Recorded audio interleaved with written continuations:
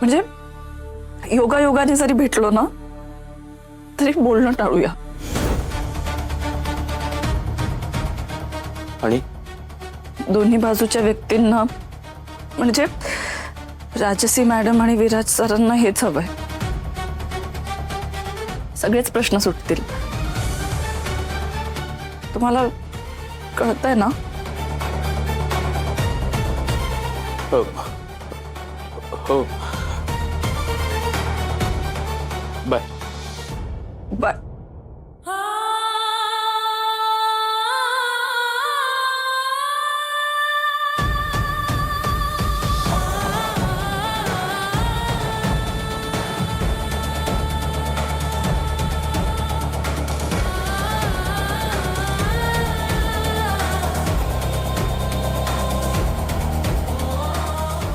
सगळं योग्यच चाललंय. मग तरी खूप काहीतरी जवळचं निसटून चालल्यासारखं का वाटतंय?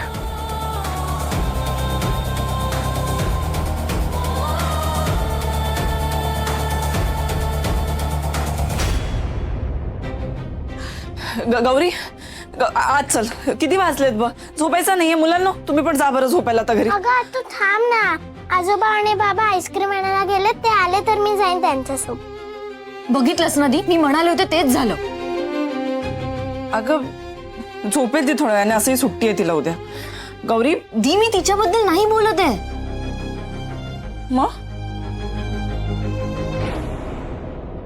अगं विराज बद्दल बोलते मी. निकी विराज काय? विराज सर म्हणावं. हे इम्पॉर्टंट आहे. बरं बोल. काय बोलायचं होतं? दी दम असल्यासारखं वागू नकोस यार. त्याने डायरेक्ट लग्नाची तारीख डिक्लेअर केली आहे. अरे विचारतही नाहीयेत ते. सांगतायत प्रत्येक गोष्ट. सांगतायत कसली? कंपल्शनच करतायत. लग्न करतायत ना तुझ्याशी. मग ही तारीख चालेल का हे विचारायला हवं. ऑलरेडी ते साडी प्रकरण तर माझ्या डोक्यातच गेले. दान करून टाकॅन ऑल. नॉनसेन्स आहे सगळं. निकी तू खूप बोलायला लागलीस. हा तू ओरड, मलाच ओरड. जे चुकतात ना त्यांना बोलू नकोस. काय चुकलंय त्यांचं? लग्नाची तारीखच ठरवली आहे ना. मग ठीक आहे ना. लग्न आज केलं काय 2 महिन्यानंतर केलं काय करायचं तर आहेच. उगाच नको त्या गोष्टींवरून इशू कशाला? मनाविरुद्ध करतेस ना हे लग्न. म्हणून असं बोलतेस. म्हणूनच काही फरक पडत नाहीये तुला. खरं बोला दी. निकी असं काहीही नाहीये. तू तू उगाच विषय भलतीकडे नेतेस. हा नो नो नो दी, ऍक्च्युली ना लग्न कधी होणार हा प्रश्नच नाही. प्रत्येक डिसिजन दोघांनी मिळून घेतला पाहिजे ना.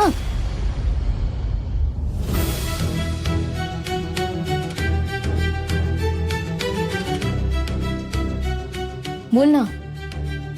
डॉमिनेट करतायत ना. लाईफ पार्टनर आहेत का बॉस आहेत तुझे? दिस इज केअरिंग विदाउट शेअरिंग. कसलं केअरिंग? फेक केअरिंग आहे हे सगळं. निकी असं काहीही नाहीये. हे बघ गेल्या दिवसात जे काही झालंय ना त्यामुळे ते थोडेसे अपसेट आहेत. आणि त्याच मूडमध्ये त्यांनी हा निर्णय घेतला असणार. त्यामुळे ठीक आहे. अगं ओके ओके ठीक आहे. मी देते तुला बेनिफिट ऑफ डाऊट. पण मग मला सांग, इथे घडणारी प्रत्येक गोष्ट इन डिटेल त्यांना कशी कळते? हो ग. याचा विचार मीही नाही केला. पण मी केलाय. दी मला कल्याणी वहिनीवर डाऊट आहे. निकी अगं काय तू पण. दी तिने साडीचा फोटो त्यांना पाठवला हे तिने एक्सेप्ट केलं होतं. त्यामुळे ते खपलं. ते ओके झालं. पण आज संध्याकाळी तिला कोणाचा तरी कॉल आला आणि तो कॉल गेला. ती आत गेली आणि एक्झॅक्ट त्याच वेळेला विराज सरांना कळलं की तू आणि समीर कुठे आहात. कल्याणी वहिनीच विराज सरांची स्पाय आहे. विराज सर म्हणाले की कल्याणी वहिनी म्हणाली पुरणपोळ्या बनवल्याच नाहीयेत. कधी म्हणाली? विराज सर आल्यापासून तर आपण एकत्रच आहोत ना. तेव्हा बोलली. तू ऐकलंस नाही ना? दिस मीन्स तिने ऑलरेडी विराज सरांना कॉल करून रिपोर्ट केलं होतं. मी म्हणाले ना तुझ्या नावाने सलीलच्या अगेन्स्ट कंप्लेंट करणारी कल्याणी वहिनीच असणार. आज ती आपल्या कपाटात तुझ्या कप्प्यात काहीतरी शोधत होती आणि मी विचारलं तर ती दचकली, वर माझ्यावरच ओरडली आणि निघून गेली. आय थिंक दी मी तिच्या हातात तुझा ड्रेस बघितलाय.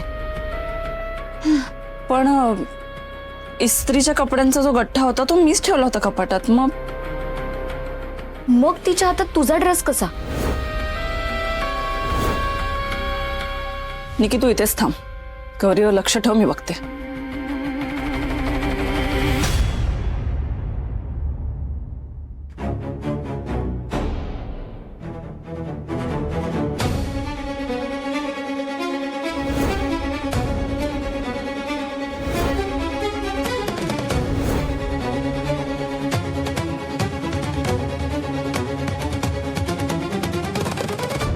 इस्त्रीचे कपडे तर मीच कपाटात ठेवलेले, मग हा ड्रेस वेगळा कसा काय?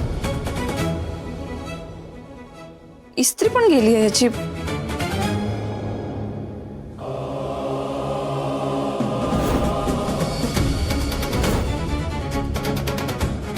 हो, ड्रेस माझाच आहे, पण असा ड्रेस असू शकतो ना इतर कोणाकडे पण.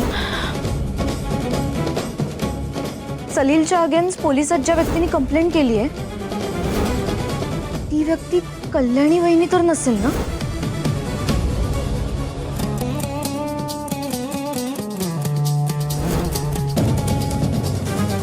ती कारण आता कपाटात ती तुझ्या कप्प्यात काहीतरी करत होती.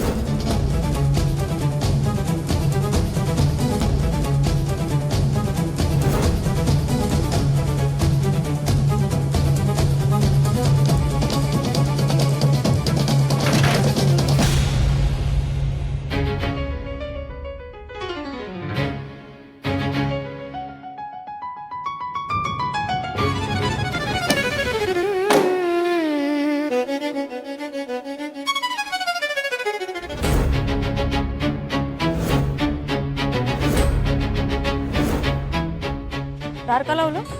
आपलं बोलणं घरच्यांना ऐकू जाऊ नये म्हणून. असं काय वेगळं बोलायचंय तुला?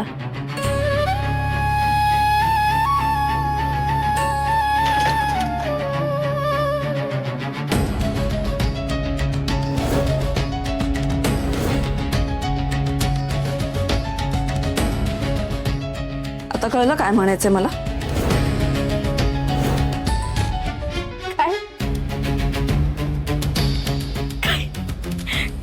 काही काही काय बोलते? सलीलच्या विरोधात तू कंप्लेंट केलीस ना माझ्या नावाने?